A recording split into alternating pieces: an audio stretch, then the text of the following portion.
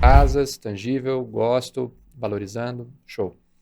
Então tá, aí eu como também curioso, vou falar, bom, cadê o risco dessa história toda? Onde é que eu, com o Uhum. meu dinheiro, tenho de risco aí? Aí eu penso, né, como economia. Então tá, então você tem os Estados Unidos que estava prometendo reduzir juros e está relutante. Uhum. Talvez reduza, talvez está relutante. Então, se você não reduz juros, você está fazendo um financiamento mais caro, mas ao mesmo tempo é um setor em que as pessoas usam mais cash. Então tem isso aí. Aí eu penso, bom, inflação, tá, isso está diminuindo o poder de compra. Quais que vocês acham que são, commodities, né? Uhum. Tem guerra, tem conflito, isso sobe, minério de ferro sobe, aumenta o custo da construção. Como é que esse cenário macro você acha que influencia essa tese de investimentos? Ótimo ponto. Então, assim, de novo, é a história do mercado como um todo versus o nosso nicho de investimento, tá?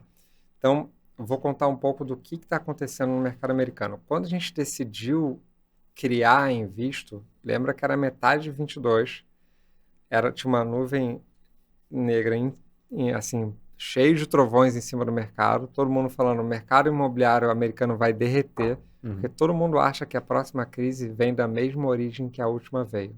E ela nunca vem, né? Certo. Porque o americano aprendeu muito com a crise de 2008. Então, a governança e, enfim, crédito, tudo isso melhorou muito depois de 2008. Mas esse era o cenário.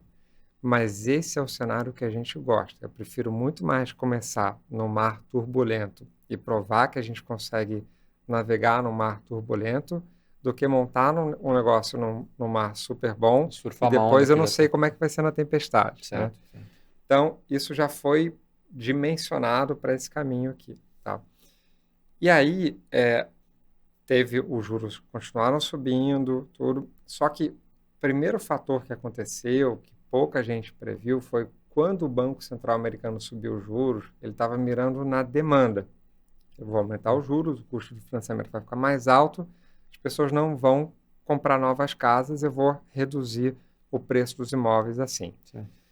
Só que como a base anterior estava muito baixa, o que aconteceu é que, durante o Covid, muita gente comprou casa e quem tinha casa refinanciou sua casa. Então, 80% do financiamento, dos financiamentos ativos nos Estados Unidos estão abaixo de 4% ao ano.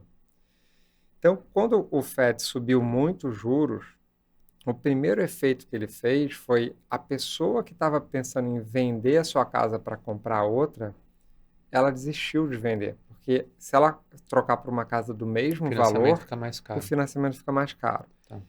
E o que aconteceu foi que a oferta de casas no mercado secundário, que representa historicamente 90% das transações, caiu para um nível baixo histórico. Então a oferta caiu muito. Mas vamos entender quem está comprando, porque esse cara também não está comprando. Se ele não está colocando a casa dele à venda, ele não Uhum. vai comprar outra casa, né? Claro. Você tem outros dois grupos grandes nos Estados Unidos. Um são os millennials, que há 10 anos atrás a gente falava, não, o millennial não vai comprar nada, ele vai alugar tudo. Uhum. A gente estava errado, né? Então, os millennials estão casando, tendo filhos e comprando casa, né? Ok. Então, esse é um grupo muito grande de compradores. E depois você tem os baby boomers, que são os pais dos millennials, Ok. que com a saída dos filhos de casa, eles estão downsizing, né? Sim. E esses caras não Ah, têm entendi. mais financiamento ativo na casa. Ele já pagou a casa inteira, não Sim. tem mais mortgage na casa dele, né? Sim. Então, esses dois grupos de compradores são muito grandes e muito fortes. E essas demandas aqui foram mais fortes do que a queda de demanda das pessoas que deixaram de vender suas casas, né? Sim. Só que como a oferta caiu muito também, a demanda caiu menos do que a oferta, os preços continuaram subindo.